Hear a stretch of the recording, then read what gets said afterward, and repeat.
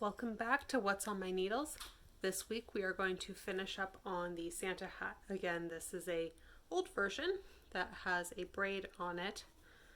The redo of this pattern is to have a twist. So this is the band that we made last time. The tails are still there. I weave them in later. And the part that is normally red is going to be purple. Again, this is a commission, and I happen to agree with the person getting the commission that purple is in fact a Christmas color. So let me get set up and we will get going. Please remember to like, follow, and subscribe to these social media platforms.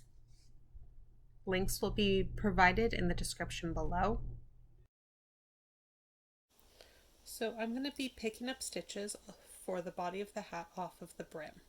And I'm going to start with this slightly looser stitch, the one that the yarn is coming from. I'm going to stick my yarn or my needle through that stitch, loop the yarn around, and pull through. And I'm going to do 3 of those, making sure to not catch that other little tail while I'm at it. Actually, I'm going to do 2, and I'm going to do a backwards E cast on. So let me get to the next one. I'll walk through that a little bit slower. So I'm taking the yarn either over 2 fingers, so index finger and thumb, or some other way of holding it, and I'm pulling it over. For those of you who know your knots really, really well, it is a half hitch.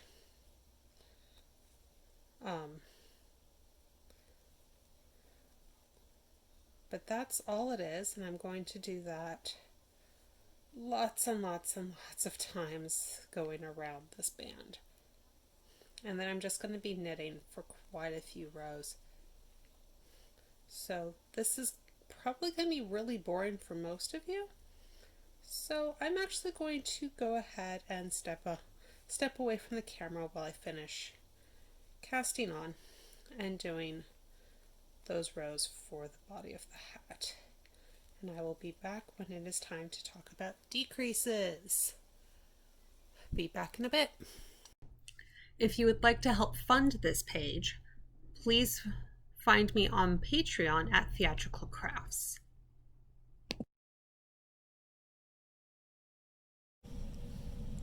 So I've done those 18 rows that were going to be needed for the hat. So this pattern actually has 2 variations, one where I'm picking up this way and the brim just stays like that, and the other one actually has the brim flip up, so it'd flip like that over the bottom of the hat, so a little bit more like a traditional Santa hat would. But in this case, it's just gonna lay flat, and which means it's 18 rows, not 24. So I've already done the first 2 rows of this, first 2 stitches of this round, and then I'm going to knit 9 more because I'm doing the largest size on the pattern.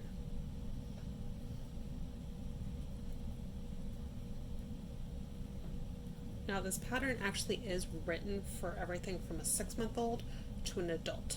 So this is an adult size and it's 22 inches around, and then the 6-month-old I believe is 14 inches around. And again, it's every 2-inch intervals in between. So this one has an 11 stitch repeat crown. So I've done my 9 stitches and now I'm going to do an SSK.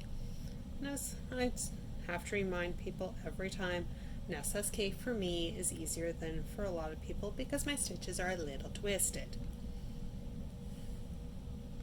Now this is also where I say to put stitch markers in, and if you've watched me before, you know I don't like stitch markers. That's my start of round marker. It doesn't count in this case.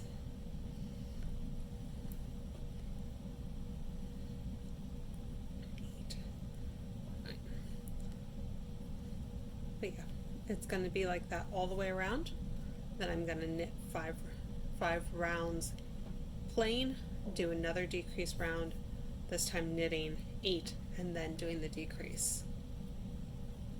And that's how it works all the way to the tip. I typically do not put pom-poms at the top of my Santa hats.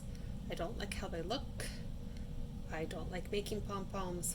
Obviously, if you are making this for yourself or for your loved ones, you can do what you want. But mine typically do not have pom-poms. I do give the directions of to sew it to the point of the hat, but I don't give the directions on how to make one. So I hope to see you next time.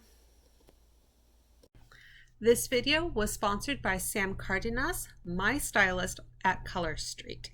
To find a link to my party through her, please check the description below.